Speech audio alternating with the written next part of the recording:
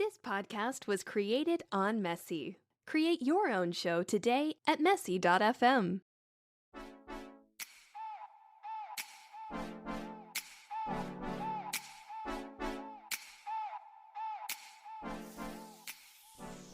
Hello, and welcome to the Future is Bilingual podcast. If you're new here, welcome. I invite you to listen to the first intro episode, which talks a little bit about my idea for this podcast. Today, however, I'd like to tell you more about myself and my family's language journey so far. My name is Heather, and I recently turned 32. I live in New England with my husband and 2 young kids. Our son is almost 2.5, and our daughter is 10 months old. My husband was born and grew up in Poland, so there was never any doubt in our minds that he would pass on his language and culture if and when we ever had kids. For me personally, I've always been interested in languages. This really became a passion near the end of high school and in college. The first foreign language I was exposed to and studied was Hebrew, but my sister and I didn't study it very long.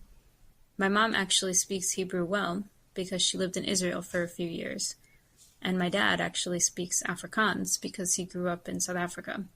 But unfortunately, neither of them taught my sister and me more than just a few words here and there. In middle and high school, I studied French. I remember that I wanted to add Spanish, but my parents worried that I would get confused. I took AP French as a junior, so during my senior year in high school, I interned with one of my French teachers. This teacher also spoke German, and I remember finding a German 1 book in her classroom and reading it for fun. In college, I continued to study French, and I added in Spanish and Arabic classes.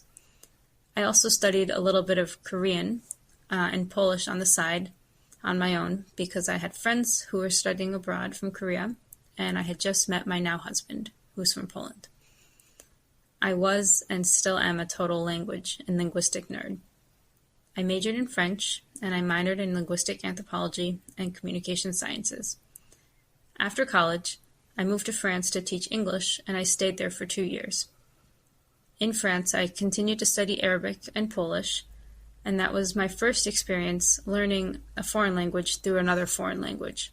In other words, I wasn't using English at all. When I came back to the States, I completed a master's degree in teaching with a concentration in French. To make a long story short, I finished my degrees and became a French and Spanish teacher. So where does Polish fit in to all of this? Well, Polish is the language that I now use daily, and I speak with my children and my husband. When I first met my now husband back in 2006, I started studying Polish right away. The only books that were at the university library were old grammar books from the 60s. I took them out and started reading them, but things didn't really click until I heard people use them in context. The first formal class I ever took in Polish was 4 years later while I was living in France. I still remember how weird it was to hear French people speaking Polish, as I'd only ever heard natives speaking. I took another class during my master's degree when I came back to the States, but I honestly learned most of my Polish outside of the classroom. It started with my then boyfriend translating songs for me as we drove around, and slowly progressed to me being able to speak little short sentences with his family and friends. Everyone was so patient and willing to help me. I think they were impressed that someone really wanted to learn their language, as it's not the most common language to be learned here in the United States. And that's something I never really felt with French or Spanish. Over the years, we attended a lot of parties and gatherings where everyone was speaking in Polish. People would speak to me in English, but I always wanted to be able to understand what they were talking about and join in their conversations. Over time, and with lots of listening, studying, and practice, I was able to communicate more and more. Looking back, I feel like I learned Polish in a more natural way, through lots of exposure, similar to the way children do. Which brings me to my current linguistic situation.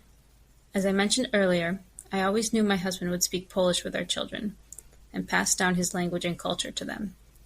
I also know, from personal experience and my studies in linguistics, that the community language, which for us is English, has an extremely strong influence on children once they enter school. My husband and I agree that knowing Polish and having a strong base in that language is an important part of their heritage, which is why we practice the minority language at home method of bilingualism. One of the more popular methods that people talk about is the OPAL, or one parent, one language method. We will no doubt hear more about these different methods when we interview my guests in the coming episodes. Many people ask me, since I'm a French and Spanish teacher, if I'm teaching my kids to speak French or Spanish. I did try a few times to speak to my kids in French, and it just didn't happen as naturally as I was hoping. I started when my son was really tiny, just a tiny little infant, and I tried to speak French with him on a couple occasions, but it just didn't come out of me as naturally. Even though I'm much more academically fluent in French, and I can say a lot more things and my vocabulary is a lot bigger, I've always been more comfortable speaking Polish to my children. This is probably because I've heard other people speaking to their children in Polish more than I have in French.